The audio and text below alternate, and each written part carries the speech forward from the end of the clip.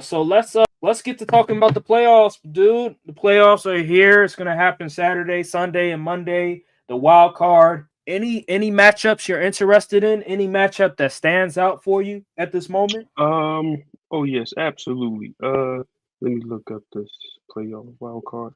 So in particular, honestly, a couple, maybe like two that I'm really like interested to see how it plays out. One being the Commanders and Buccaneers, because I like the Rematch. Buccaneers in this game.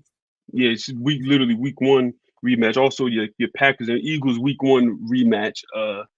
Oh, Yeah, but I mean, I like the Buccaneers.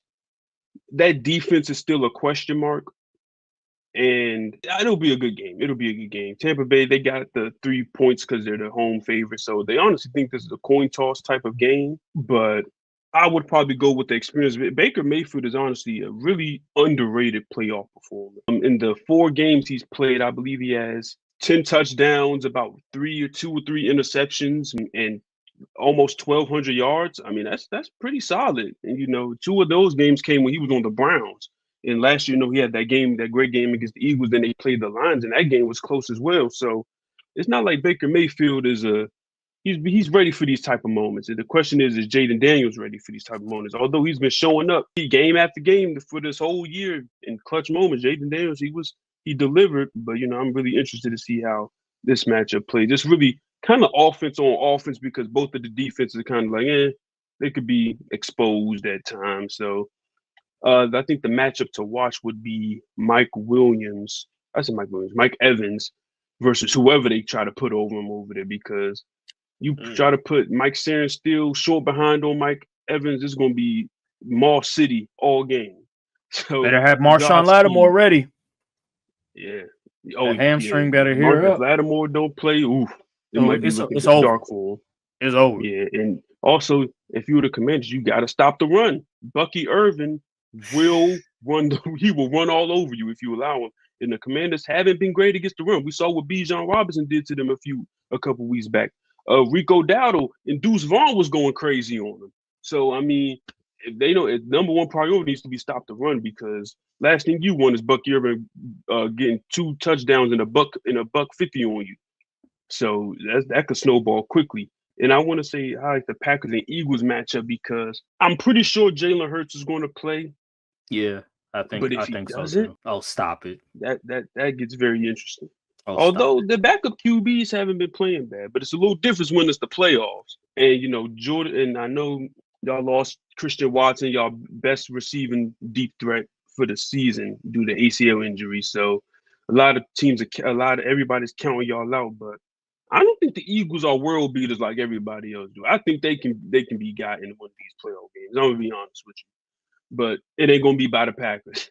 I tell you that much. Nah. I hope I'm wrong. I really hope I'm wrong. Yeah. I mean, we're it'll be great if my Packers are able to get upset. But yeah, I like your pick for the Commanders and Buccaneers. That is a very intriguing matchup, especially what happened week 1 and how Jaden Daniels looked. His tape was god awful, and now he's a totally different quarterback. Seeing just the transformation, seeing some of the mistakes being just rectified in this game, it's going to be great to see how he corrects a lot of those mistakes. But for me, the most interesting matchup, in my opinion, is the Vikings versus Rams, that Monday night game. And it's because if you remember Thursday Night Football, the Rams beat the Vikings. Yep. It was a close game. The Rams were home that game too, right? Yeah. Yep. And the Rams are healthy. Rams are healthier. Now, no Blake Corum, but they still have Kyron Williams. That's all that matters. And the Rams, they have been playing great ball as of late, and they played well against the Vikings. And the Rams are also a tough out against the Lions. So I like this game. 2 high-powered offenses. Yeah, the Rams secondary is terrible. They really only are good at front 4 with their defensive line. But this should be a very fun matchup to see with Matthew Stafford, with Sean McVay, Kevin O'Connell, Brian Flores calling the defense. It's just a lot to be excited for in that matchup. And I'm really excited to see, can the Rams get the upset? Can the Vikings continue the momentum they had before they lost to the Lions. I'm very intrigued to see how the Vikings bounce back from that tough loss versus the Lions, because that was just an ugly loss. And with the Rams, can they play upset in this matchup at home? Just let me be me.